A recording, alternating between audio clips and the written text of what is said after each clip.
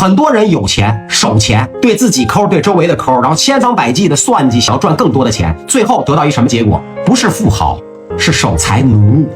这个奴字儿很重要。钱不是信仰，钱也没法当成信仰，因为它没有归属，它没有那个净土，它没有彼岸。钱只是工具而已，钱只是手段而已。什么意思？当你如果真的想赚钱，你想办法让自己有更多的手段。当您的手段多的时候，您自然就能赚到更多的钱。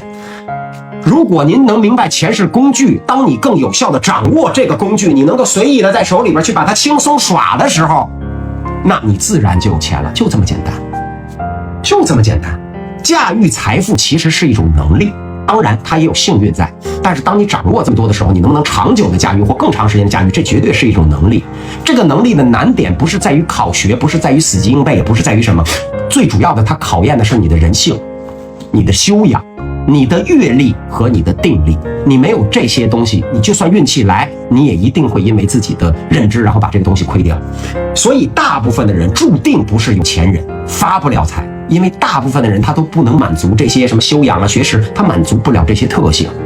这些东西不是你花钱，不是你看本书它就能有的，它需要持之以恒，正确的价值观、生活观，你才有这个可能。钱是好东西，但你要知道钱的反噬力非常大。